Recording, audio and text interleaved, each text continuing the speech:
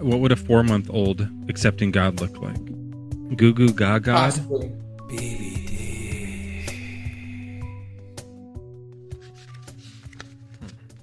Murders on the rise in this snowy Swedish countryside.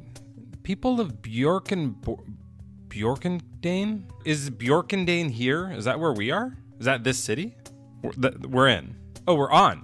Oh, we're on. Okay. Oh, sorry about that. Hey, everyone. I was just reading the local newspaper here, and it's probably fine. Mezzo here for BBDs, and my better half, Joel, is out back riding the snowmobile that we found in the garage. I mean, this guy is a freaking maniac on that thing. I had no idea. It's like watching an X game or something. Like, he does backflips, spiral hawks, double insider Beckies. He even did a switch side triple grabby over the dome. Like, unreal. It must be a Canadian skill or something. It's cool to see. That's why diversity is so cool. And so let's mix it up a little bit here with all these Christian debates we've been doing in the Bible. Let's get a Muslim in. In this next clip, Joel and I give a big thumbs down to Islam.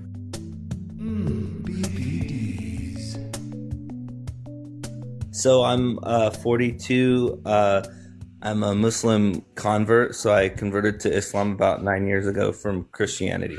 Oh, yeah. You switched over. You were like, Christianity isn't horrific enough. I'm going to go over to Islam. I was always like, what if somebody gives their life for Islam and then they end up with like, how many virgins? 70 virgins? Yeah. Yeah, and they're just incels from Earth. Just a bunch of guys. Because I was talking to someone about it. I said, well, what happens if you're married, you really love your wife? Kind of their take on it was that was just more metaphoric. Oh, that's good. Yeah, I think anytime something is like, when you're like, oh, that's creepy, then it becomes like, that's just a metaphor. What do you think the metaphor is for? Probably appealing to men. Like they just want men. Men's animalistic. They're more concerned with men than... Although, that kind of tracks with like the rest of like the Quran. Is there it's like pretty bad for women. Is there a religion that a woman is the founder of? Maybe that's why they're all so terrible. That's a good point. Someone's saying that Christian Science was made by Mary Baker Eddy. Christian Science is it says here an oxymoron. Yeah, you're saying that when something is not convenient, then it becomes a metaphor. Yeah, and what's it a metaphor for? So like, what's the metaphor in like, hey, you can marry your stepdaughter? That's a metaphor for what? There wouldn't be a metaphor. I mean, people today marry their stepdaughter just because something. But should they? I don't think it's a good idea. But the Quran says you can. You have things that you can do that may still not be a good idea. Like, for example, it's allowed, in Islam to have 4 wives, but it's recommended against. Could marry someone before they are even menstruating, right? And divorce them before they're menstruating, right, Dave?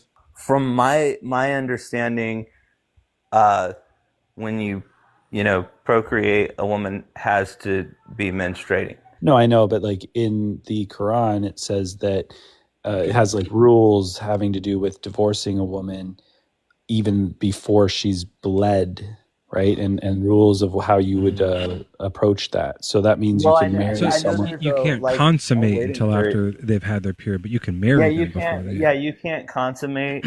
No, it doesn't say that. That'd be interesting if you could find a verse that says that. But I was trying to help it. Yeah, dang. Like, for example, the Prophet Muhammad, he had a contract for marriage, but he hadn't consummated it with Aisha because she hadn't started womanhood. It says here, and so there was a contract. Don't marry. Oh no, this is married. Don't marry married women, except for the female captives that are in your possession. Those you can marry them if they're married. That's not it. Sorry. Oh, this is 434.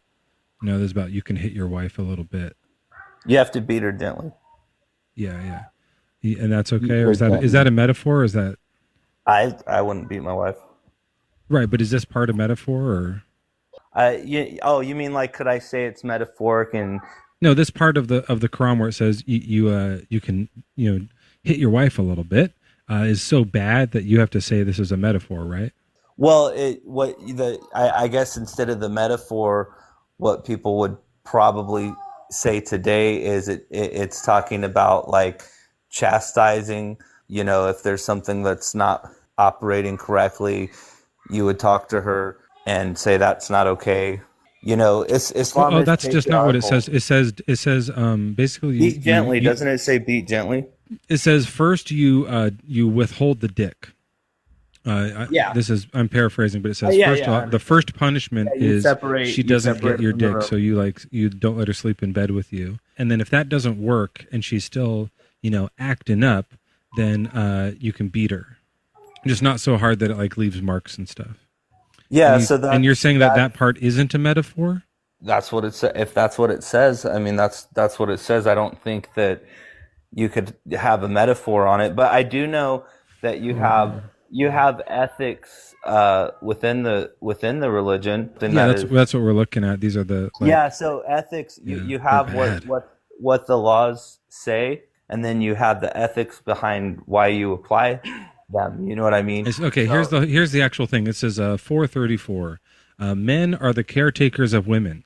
I'm going to start with a thumbs down for that so far. Yeah. Are you with me? Thumbs down? That men are the caretakers of women. Yeah. I think that a husband should take care of his wife. I think that Right, if but he do you has think daughter, men are the caretakers of women?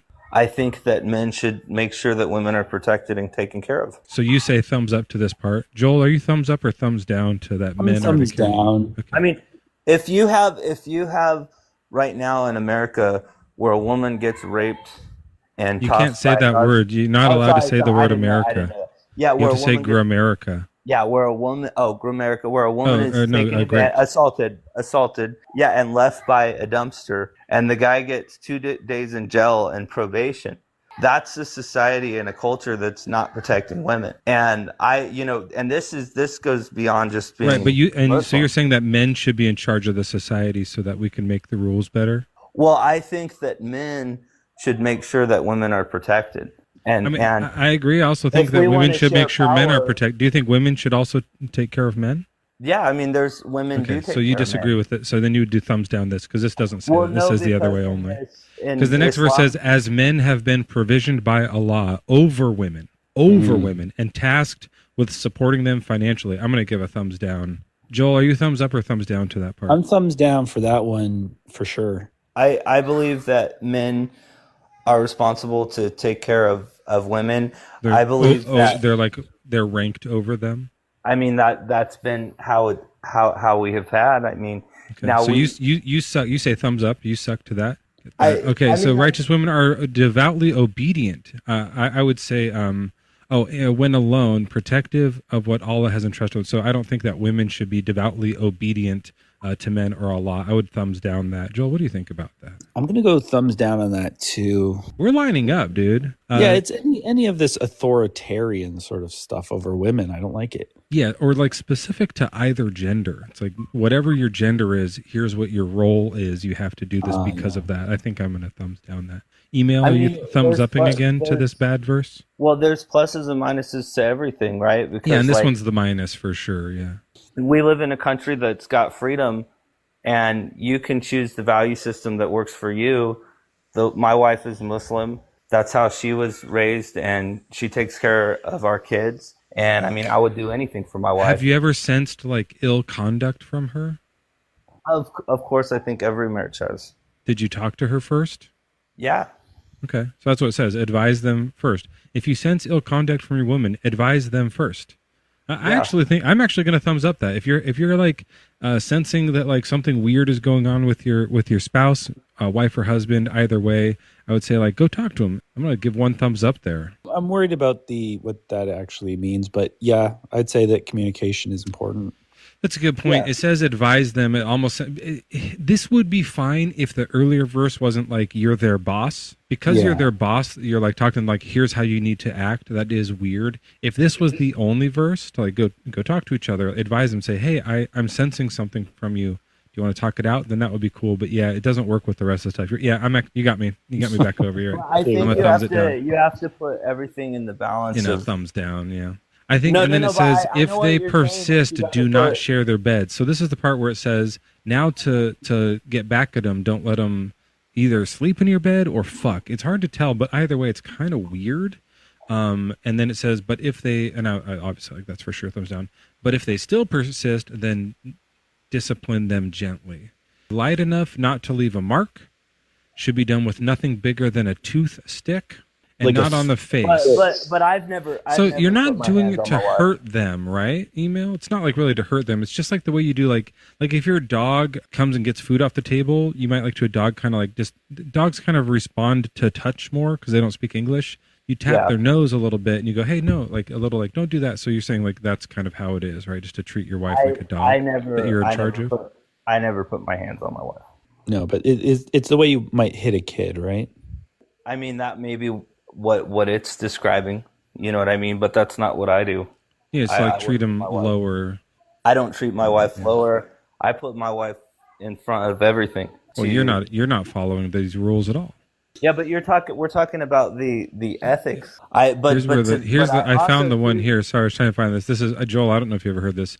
This is like who to not marry. Forbidden to you for marriage are your mothers, your daughters, your sisters. You just can't marry your family. Okay, I guess I'm thumbs up on that. Your sister's daughter, your foster's mother, your stepdaughter under your guardianship. So there's a little qualifier here. It says you can't marry your stepdaughter if you've married and had sex with their mom. But if you haven't had sex with their mom, then you can marry them, is what it says. It says then you can marry them. This is so weird. So you can't bang your stepdaughter because you've already banged their mom. But if you haven't banged their mom, then stepdaughter's fair game. Go for it. But how is she your stepdaughter? You had an arranged marriage with a mom who already had a daughter. And before you bang the mom, you have to bang the daughter first, is what it's saying. That's the only way to make that work. I think the mom would be, because I know like you can't marry sisters. So I think that would. Could you marry another man? Does it say that in here? No, obviously not. What do you mean, obviously not?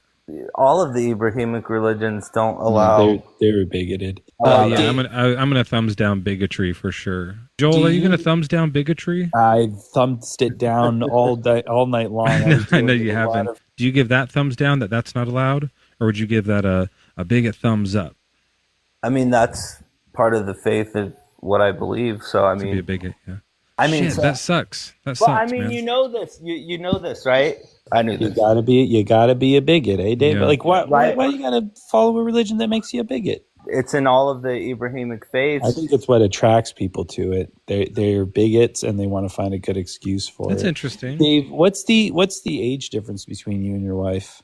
Something healthy? 5 years. Okay, few. I think it's something like 65, chapter 65 of the Quran, where you're going to find these divorce laws, and if she's menstruated in the last however long, you only have to wait this long. But if she hasn't menstruated, if she doesn't menstruate, then you have to wait longer or something like that. Unless they commit a blatant misconduct. That's the waiting period for divorce. Yeah, because it's just saying when you've married a child, pregnant. you can divorce them under these circumstances. Ew. Then it says 65:2 says, then when they have almost reached the end of their waiting period, fuck, dude. They put a big almost. Not yet, but almost. I can't even finish this. This is just so disgusting, and you've chosen to be a bigot. You had the option, and you looked at the choices, and you said, I choose bigotry. And so I think the better thing to do right now would be to move on because you suck. I think you sucked. He sucked, right? Yeah, he presented in a friendly, nice way, but ultimately his worldview was horrific.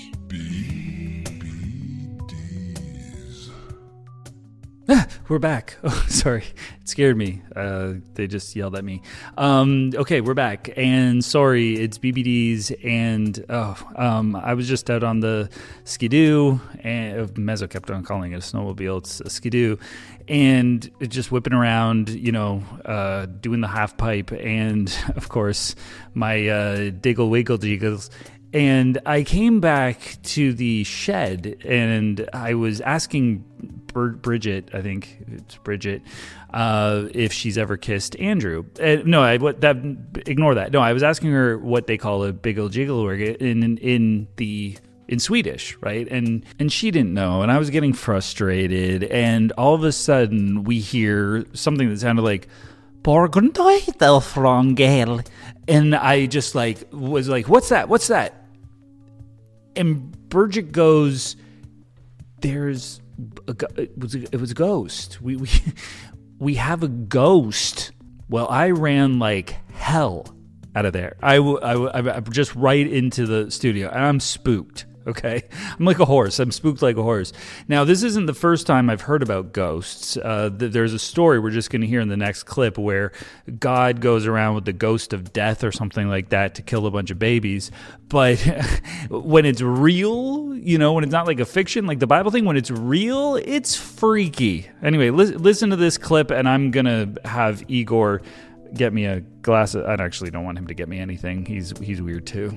BBDs. Riles, you're a Christian. You were saying you wanted to come up. Do you like that children read the Bible? I feel like they shouldn't read it. Yes, I do believe that there should be certain limitations to it, because there are certain chapters I do believe there are a little too much. Mm-hmm. Like they're a little like, hey, maybe once you get older, you can know what's going on with this. Like as a kid, I was showed my favorite movie was the Prince of Egypt. I really, really liked that movie. Mm-hmm. But I know the scene where all the firstborn children do get like sucked away from their souls. Like that generally kind of scarred me as a kid, and it scared me a lot. Well, listen, this is my problem. Okay, so now I was raised Christian, and I don't know that maybe you would disagree with the move my parents did, but when I was a little kid, they actually gave me a full Bible. I do believe that there should be like, there are kids' Bibles. I do believe that that's a lot better so they can slowly get into it if they don't want to, For instance, like let's say I was a kid that loved The Prince of Egypt, right? Like I like you, I really enjoy this movie. Yeah, maybe I'm like, oh, that was a scary thing, but I actually really like this story. And then I was you know what? I'm going to go and read the story. I actually want to read this for myself and get more into the Moses character, see what this is all about. And then I read the story, and I don't know if you're aware of this story, but I read the story where Moses is walking, like he's heading to Egypt. This is like on the way to let my people go, right? Like he's on his way there. Do you know this story? Yes. And he stops for the evening, and him and his wife and his son, they take a break, and then God comes after Moses to kill him. Are you aware of this story? I haven't read I am still a new Christian. I'm still slowly getting into it. I do know a few stories here and there. So what happens is Moses, he's heading back to Egypt to get the slaves out of there, right? So verse 24, here we go. At a lodging place on the way, the Lord met Moses and was about to kill him. That's the thing. It just comes out of the clear blue sky. But Zipporah, his wife, took a flint knife, cut off her son's foreskin, and touched Moses' feet with it. This is why it is a lot better for kids to have, again, a children's, because it is a bit more. I know, but parents, this is what I'm saying. They shouldn't read the Bible, because a parent is going, here, child, I love you. I want you to find the good morals of the scripture and all this stuff. Here's a Bible for you, my 6-year-old, 7-year-old, 8-year-old, whatever. Then again, I also do think it's the parents' also obligation to also be there with their children to actually read it with them. Personally, I do think, again, children Bibles are a lot better. Like comic books, kids are very interested in comics, especially I was as a kid. My point is that we want to get this away from children, right? Because even though if we can take little nuggets out of it, it's like nice. But if they go forward and they read anything beyond the sort of like censored version of the Bible that we give them, it's gross. And it's something that you gasped at even as a fully grown adult, because you're going, this is actually demented. And there's nothing about this story that you're ever going to go, it was beautiful or it worked somehow on some level for me as an adult. It doesn't, okay? I would say we can get rid of it for everyone, but definitely children shouldn't be exposed to these characters or what's going on in this book whatsoever. Moses is going to be a hero. He killed someone.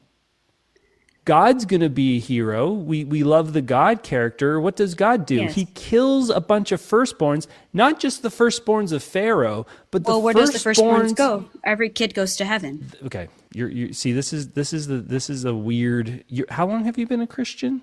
I've been a Christian for almost 2 years now. Like, I want you to remember before you were a Christian when you had empathy, and I want you to hear this verse, and I want you to really I'm not like. saying, never mind. The firstborns of Egypt are not all children, so we got to stop with that apologetic. It doesn't work. It wasn't all the firstborn children of Egypt. It was all the firstborns. They were killed. So what happens to the firstborn adults? They deserved it. But they all, again, went to heaven. Do you think they went to heaven? Yes, I do believe they did go to heaven. Find the verse. Find the verse. Okay, give me a second. But let me, before you do that, because you're not going to be able to find that. Before you do that, let me read this to you, and I want you to really take on that these are human beings, okay?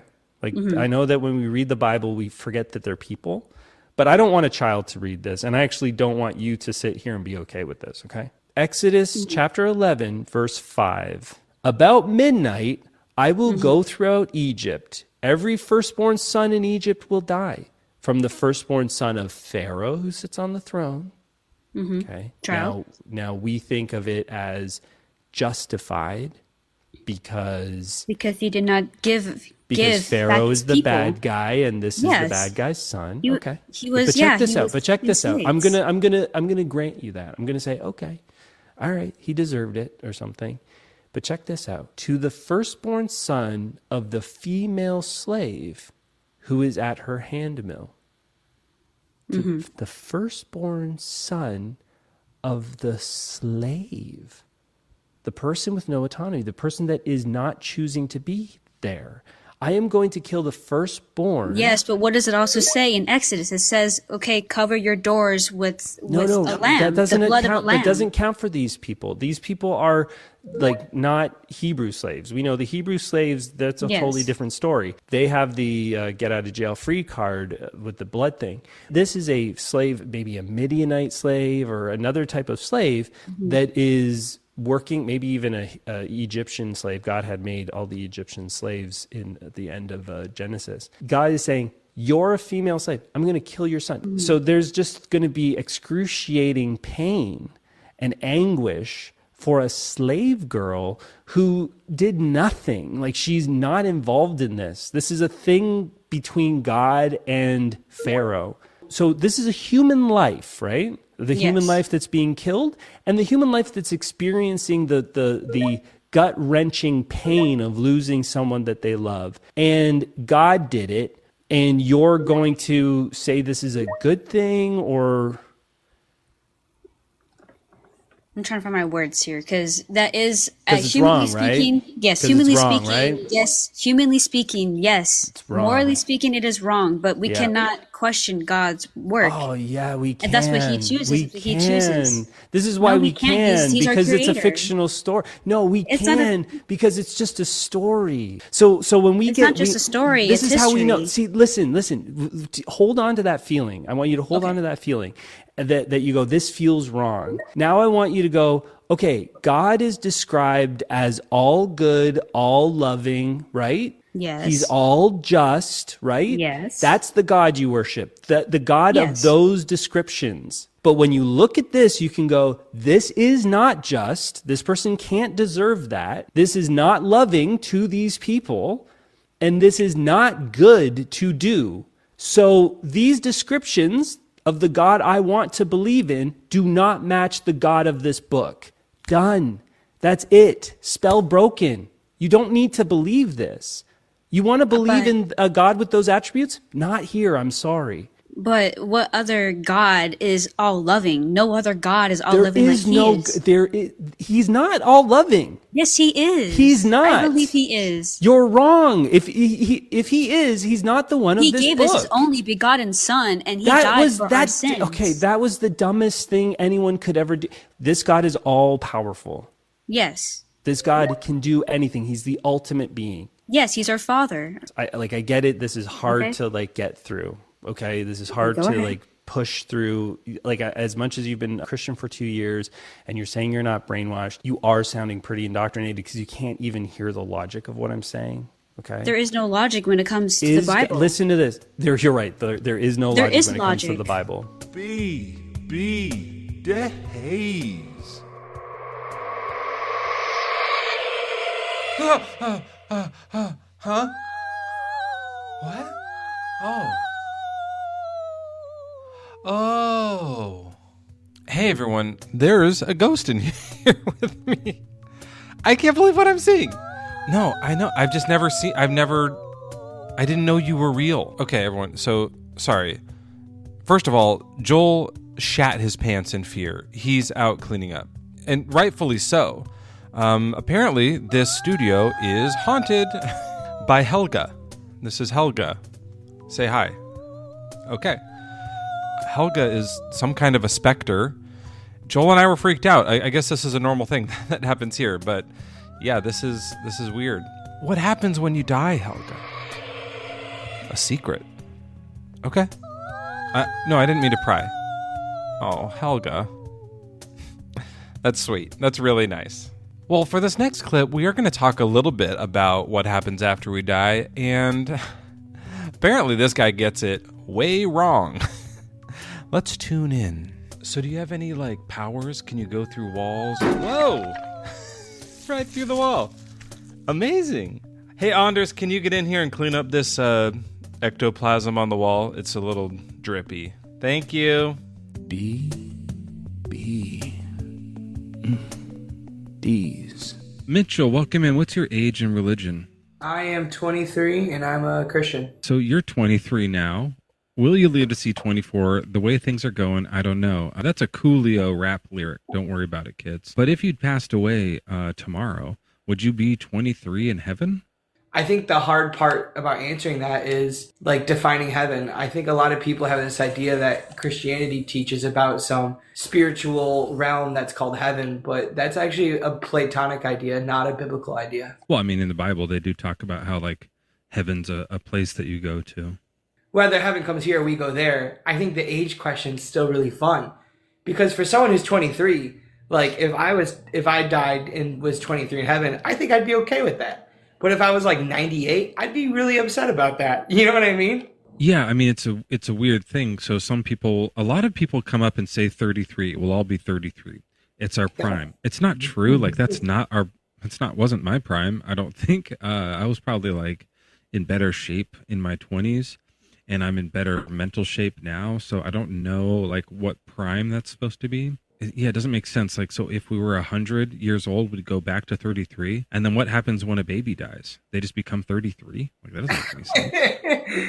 I've had people say that. People come up and say, yeah, babies will just become 33 in heaven. I definitely don't have that kind of confidence.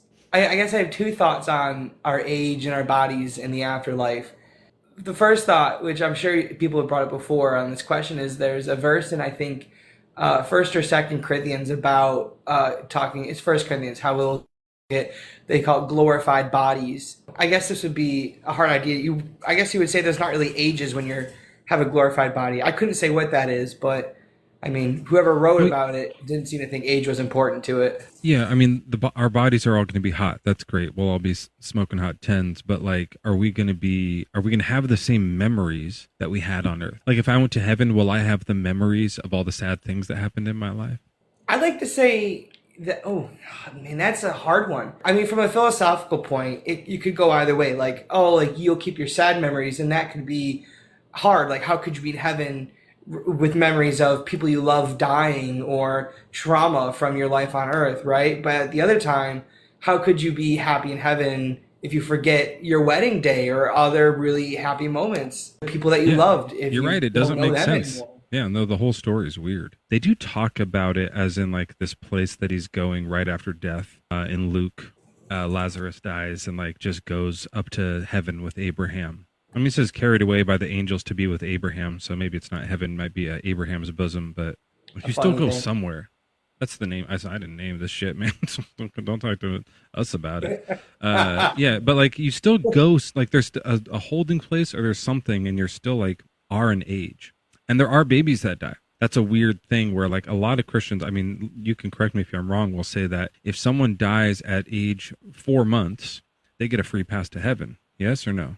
I would say, I'd say no. I don't think there's a free pass. I like to think there's a lot of grace on that person, but at the end of the day, I think it matters whether or not they choose to lay their life down, whatever that means for a 4-month-old, in order to take up the will of God. And Yeah, to follow okay, well they obviously couldn't do that. So then there's just a bunch of like 4-month-year-olds in hell for some reason. Like that's kind of confusing too. Like they don't know what's going on. They don't know why they're being tortured. Like that's kind of an insane thing to think. Don't you feel that way? Oh, absolutely. I would say that I believe in post-mortem evangelism. So I believe that even after death, you could still accept God and live in his kingdom. What would a 4-month-old accepting God look like? I don't know. I mean, maybe they wait till they're older. Goo goo gaga. Possibly. You don't seem to have much of a knowledge of anything that's gonna happen. Like this could turn out really bad for you, right? Like some of these things that you're like, yeah, maybe it's that, are really terrible, and like you're still kind of just down with this, even though it might be terrible. I definitely have a level of trust because you're right. There's definitely a lot of uncertainty. I trust that it will be good because the people who wrote the little that I do have, the people who wrote them I believe they had actual conversations with Jesus about this stuff. And they seem to write very positively about life after death or whatever will happen. So I have trust in that. I don't need to worry about it. All these things that I'm asking you, they didn't talk about. That's true. One could say maybe they don't come up because they're not relevant. Or maybe the answer is just too complicated, so it wasn't worth writing down. Right. So like Jesus is thinking, hey, I have to tell Paul, to write this in Corinthians, this thing about the glorified bodies. But the thing with the babies burning in hell for a little while until they accept God, let's leave that out. That's a little dark. Let's let them figure that out when they get here. Like you could get to heaven and that could be the case where Jesus is like, yeah, we just have to let them burn for like a few years until they're old enough to understand the thing. It's fine. They just burn and get tortured for a few years. Like, what the fuck? Fuck all this. What are you talking about? Get rid of hell. Why are you doing this, God? It just doesn't make sense, Well, I don't think there's really a burn in hell sort of thing. I think that's also a Plato idea that got pushed into Christianity. But do you think that if I die, will I be in heaven? I think that you'll be dead. And then one day you'll get resurrected. And on that day, you'll come face to face with Jesus and know who he is. And you'll hopefully be able to make an informed decision. That's not biblical. What you just said is like purely make believe. Like it's just like, and then maybe this, and you're just like adding a whole thing. Like atheists will just like be annihilated, and then their spirit will be brought back to life in order to say if they want to say yes or no. What if I say no when I'm brought back to life to God? Do I get annihilated again? Some people, how do I say this? For some people, the coal can be a helpful thing, and it can be said to be like it's a cleansing sort of ritual. So in a sense, it could be good. But for those who aren't looking for cleansing, it would just be coals on your head and it would burn like really bad. So some might say like this analogy could be applied to what heaven on earth is like. For those who reject God, it'll be like coals on your head burning you. But for those who accept God, it'd be more like cleansing.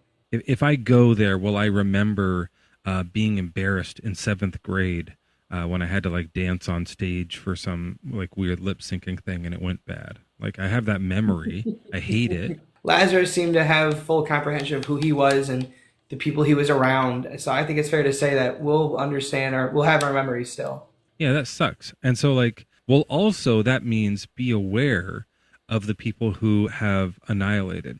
Like my mom is going to be with you when it's heaven on earth. You guys are going to be hanging out and I won't be there and she'll have memory of me and she'll miss me. Yeah, I mean, I would just say that God's plan is to redeem all. And I would say that could even include you. I think it will include you, to be honest. Yeah, but if it's the God of the Bible, then I would like spit in his face. So like he probably wouldn't. I'm not alone. Like a lot of people would be like, "Wait, are you this God from the Old Testament?" And he'd be like, "Yeah," and we'd be like, "I'm out of here. This is terrible. Can you re-annihilate me?" And if it was something more beautiful than that, something you weren't expecting, could it change your mind? Oh, if it's some not Christian God, that's fine. If he's like, "Oh no, this I don't know about this Bible thing," but then you might not go, right? I'd have confidence I'd still go. Wait, based on what? Ways of reading the Old Testament and those hard stories. But if the Old Testament isn't the God, then you have no idea if you're going to go. I have confidence. Confidence in what? Confidence in that I understand the character of God, not fully, but to a fair extent. You get there, and God says, the God that you thought it was isn't me. I'm a different God. You don't get to come here, Mitchell. Like you were a Christian. That's the wrong one. You chose wrong. So that would be a bad story. That'd be a bad day for me. I would stick to my guns with the character of God revealed in Christ. And in the Old Testament too, or just Jesus? I think Jesus gives a more clear picture of who God is than the Old Testament does. Jesus said he was the God from the Old Testament. Yes, but he's the ultimate revelation of that God. Yeah, right. But he says, when you read the Old Testament, that's me doing that stuff. That was his claim. Yes, that is also true. So you're gonna wait for heaven to come down to earth. You're gonna meet Jesus face to face, and if you're like, first you're gonna be like, "This is so great. You're amazing. Thank you for everything. You're my best friend. It's so nice to see you and meet you in person finally." And then like later on, like after a few million years, you might be like, "Jesus, by the way, the thing where you told those people to slaughter the babies, what was that about?" He's gonna be like, "Yeah, that was me. I did that." And you're gonna like hang out, be like, "Okay, cool." Yeah, I think that Jesus isn't the person who did that. I think that humanity did that. He said he was. He said that the law was written about him.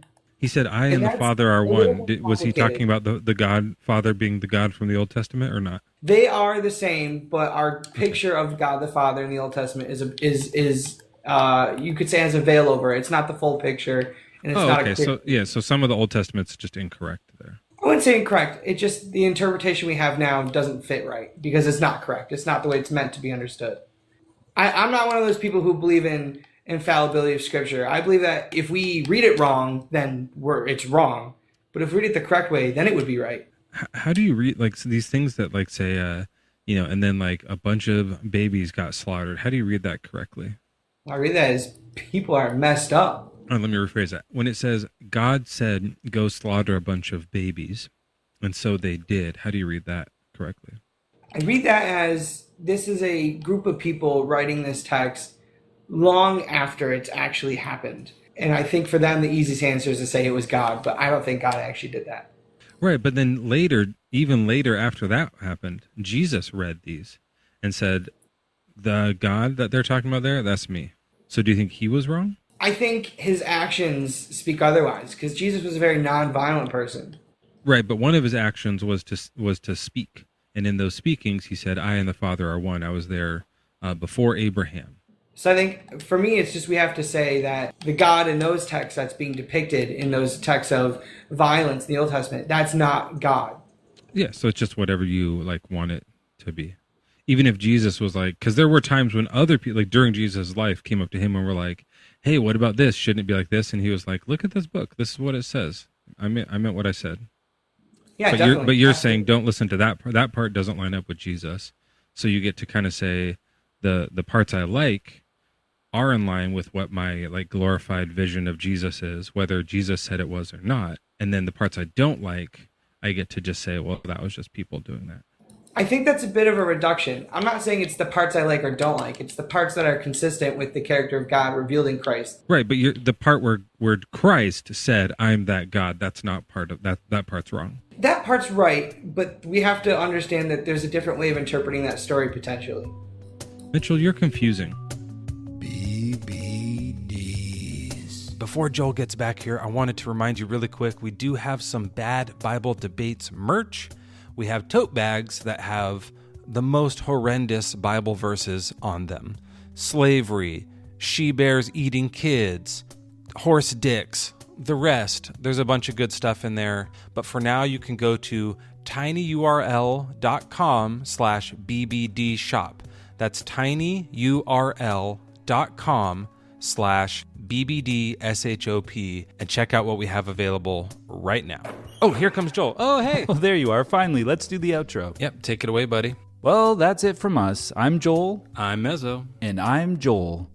And just make sure you follow Bad Bible Debates wherever good podcasts are sold. Yeah, or wherever you normally hijack them from. And if you can, like it or leave a comment or anything on whatever platform you're using, please do that too. That's right, buddy. And be sure to follow me on YouTube and TikTok. That's where we record all of these lives from. So if you want to catch the whole thing live, we got a lot of stuff going on over there. We're always going live on TikTok and on YouTube. So yeah, definitely follow Mezzo there. And also, hey, look, follow me on TikTok, Joel Reads Bible, or subscribe on YouTube at Joel Reads Bible. Oh, right. I guess I should say my handle is Mezzo_WS. That's pretty much the same on everything. That's it from us for now. Thank you for joining us, and we'll see you next time on Bad Bible Debates. Dude, I think that went really well. Actually, you know what? I think that was one of our best. Oh, I wouldn't say best. I mean, it was okay. No, I'm not joking. I really liked your part. You're so hard on yourself. You know, just listen closer to mine, and maybe you'll get it. You know, I think eventually you will get it.